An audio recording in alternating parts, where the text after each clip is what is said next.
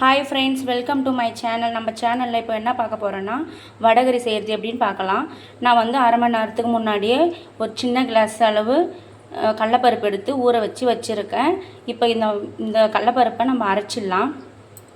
அரைக்கும் போது இது கூட வந்து 2 பூண்டு பல், சீரகம், உப்பு, இது 3 மட்டும் போட்டு அரைச்சி எடுத்துக்கலாம். நான் கடலப்பருப்பை நல்லா 5 முறை கழுவி வச்சுருக்கேன்.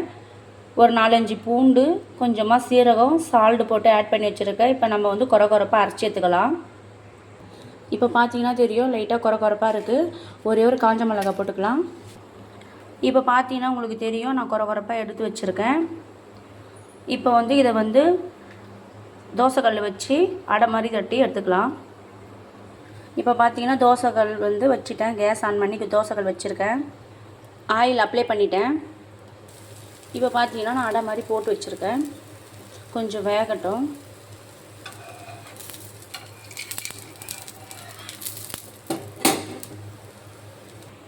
இப்போ திருப்பி போட்டுக்கலாம்.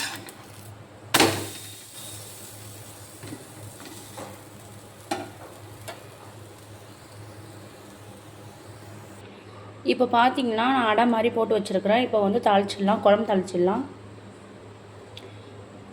2 தக்காளி, 2 வெங்காயம், 2 பச்சை மிளகா, இஞ்சி பூண்டு பேஸ்ட்டு, கடுகு, சீரகம், மற்ற இன்க்ரீடியன்ட்ஸ்லாம் நான் தாளிக்கும் போது காட்டுறேன். கடாயில் எண்ணெய் ஊற்றியாச்சு.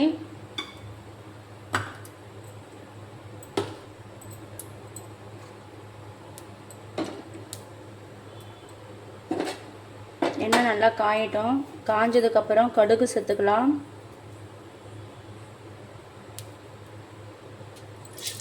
எண்ணெய் காஞ்சிடுச்சு, கடுகு சேர்த்துக்கலாம். சீரகம் போட்டுக்கலாம்.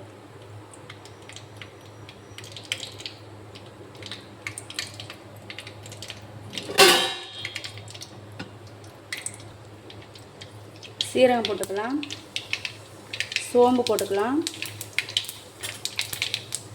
நல்லா பொரியட்டும்.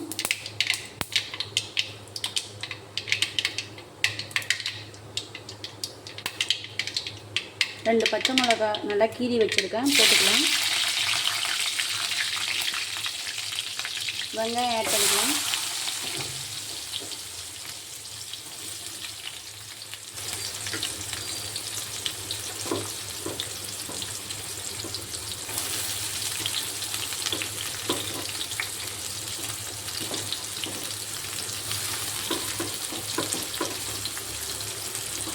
வெங்காயம் நல்லா கோல்டன் ஃப்ரை வர வரைக்கும் வதக்கணும்.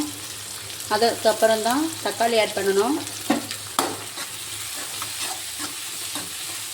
வதங்கிறதுக்காக சால்ட் ஆட் பண்ணிக்கலாம் கொஞ்சம்.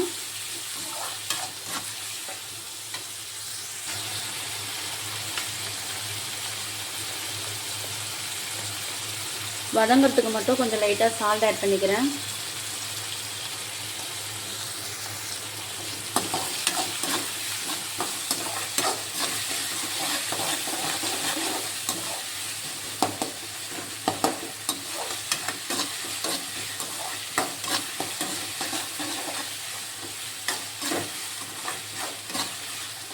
நல்லா கோல்டன் ஃப்ரை ஆகட்டும். இப்போ பார்த்தீங்கன்னா நல்லா ஃப்ரை ஆகிடுச்சு. இந்த ஸ்டேஜில் தக்காளியும் கருவேப்பிலையும் ஆட் பண்ணிக்கலாம்.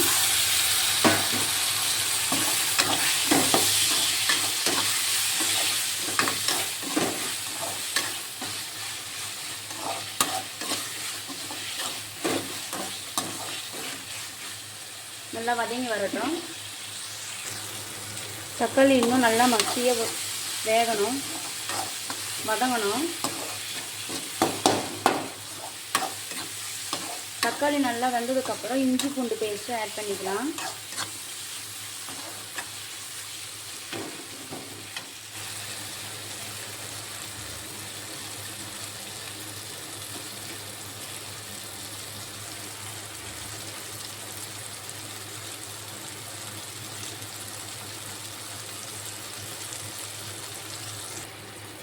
இப்போ தக்காளி மசிஞ்சிடுச்சு. இப்போ நம்ம ஒரு டீஸ்பூன் இஞ்சி பூண்டு பேஸ்ட் ஆட் பண்ணிக்கலாம்.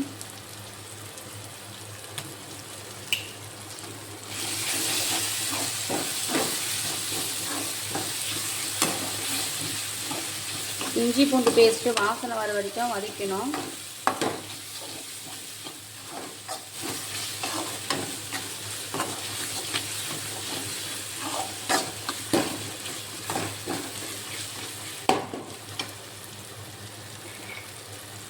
அதுக்கப்புறம்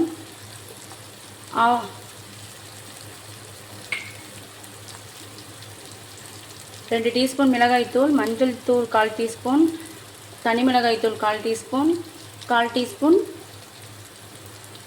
கரம் மசாலா ஆட் பண்ணிக்கலாம்.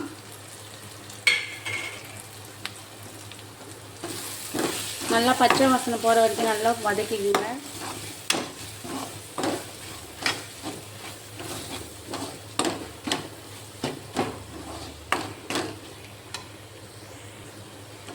இப்போ பார்த்தீங்கன்னா நல்லா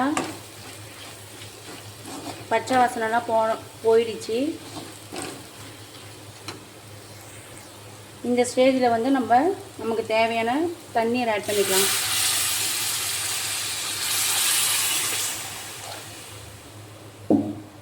எனக்கு இந்த தண்ணி போதுமானது.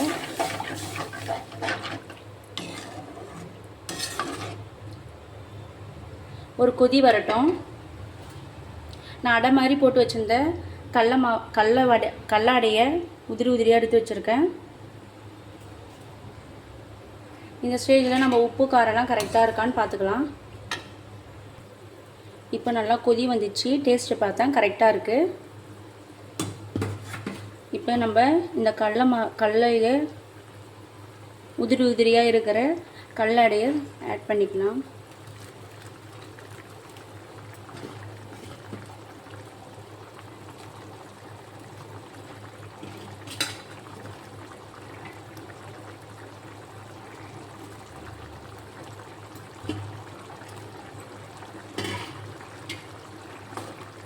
நல்லா கிளறி விட்டுக்கலாம்.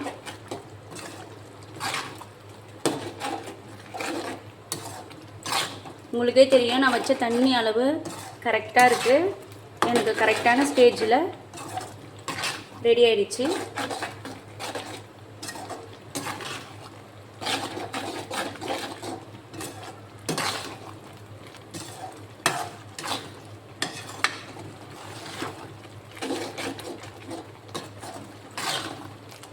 நல்லா கொதிக்கிட்டோம்.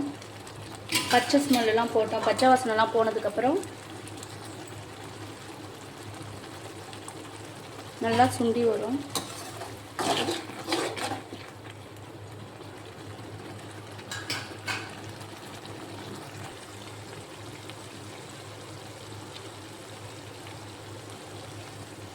இப்போ பார்த்தீங்கன்னா நல்லா தெரியும். சிம்பிள் மெத்தடில் வடகரி ஈஸியாக தயாராகிடுச்சு. ஃபைனலாக கருவேப்பிலை போட்டுக்கலாம்.